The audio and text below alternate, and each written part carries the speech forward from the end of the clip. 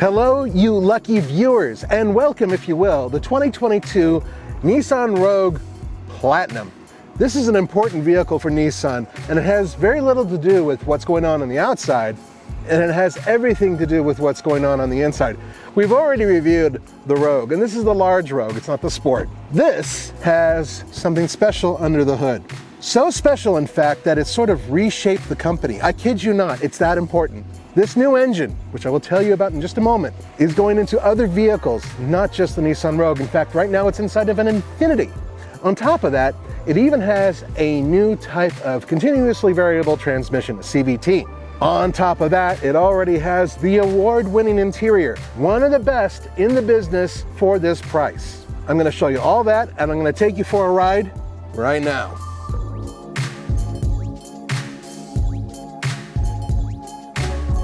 It's a funny thing. I grew up with three-cylinder engines being something just for economy cars. Little tiny cars that had very little horsepower, and the whole point was they were very efficient.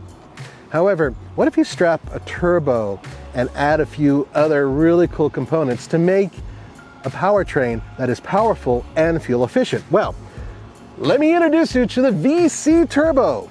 That's right, you are looking at a 201 horsepower engine that puts out 225 pound-feet of torque. This is one of the most efficient vehicles in its class with a combined 31 mpg. I mean, that's with all-wheel drive, guys. That is really impressive. And up here with the turbocharged engine, it gets up and goes. I'm not just saying it's a rocket, I'm saying that it moves really well. High elevation is really difficult on these little crossovers when they have naturally aspirated engines. Inside, they've revised the continuously variable transmission. Now, many of you know that they've had issues with CVTs in the past. However, this has been revised to the point to where it is considered smoother and quieter, along with being more efficient and hopefully more reliable. Recently, Nissan hasn't had too many problems with their modern continuously variable transmissions, their CVTs, so let's hope that this one is even better than those.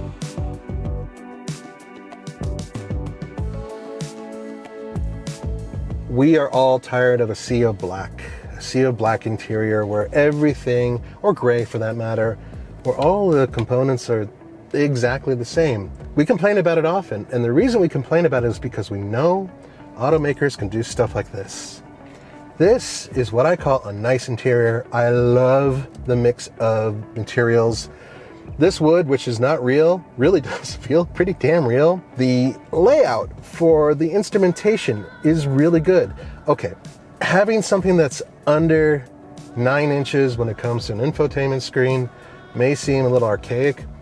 I think it's fine. I honestly am not one of the people who needs to have a 12-inch, 14-inch screen or whatever. And this one is really easy to use. The infotainment system works on a basic level, very simply. It doesn't do a whole lot, but at the same time, this vehicle is covered with gadgets and gizmos. Everything that is offered in premium vehicles is offered here. It's including everything from lane depart assist and radar guided cruise control, stop start, all that type of stuff. It's all here. And it has a digital dash, which I didn't like at first, but honestly, it grew on me almost immediately. It looks really good. A couple settings can be changed, but for the most part, this combined with everything else that's inside this car really shows me that Nissan's come a long way. And that's why I'm so happy. Oh, and by the way, not only do I fit in the back seat, but Roman and Andre, who are a lot taller than I am, also fit comfortably in the back seat. I only have a couple minor complaints in regards to the interior. One of them is the seats are heated, but they're not cooled. Now, these are zero gravity Nissan seats, and they're really good with comfort. I admit, I'm part of the gimmick. I love it. But they should be cooled, and they're not. And that is an issue because competitors offering a vehicle for the same price do offer that.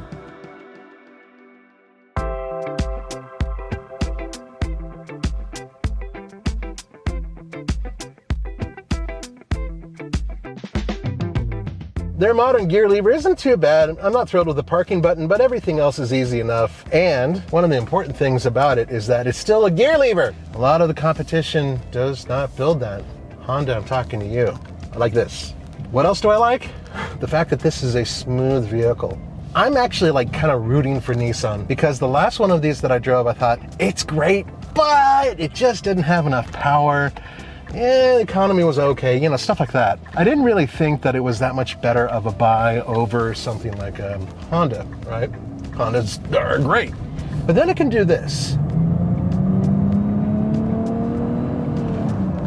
The ratios that it goes between are incredible, and the fact is that it's not high powered. I'm not being pushed back in my seat, but the power's there no matter what.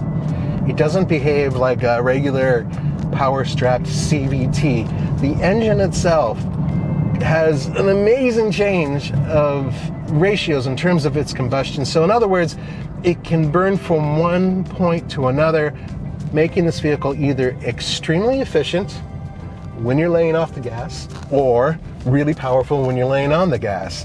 I know that sounds kind of silly, but think about it this way. You can kind of have both. Dude, 31 mpg combined with a vehicle this size with all-wheel drive is damn good.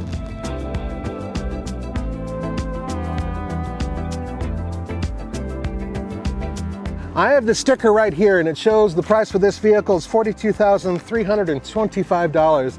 And that may seem like a lot. However, consider this.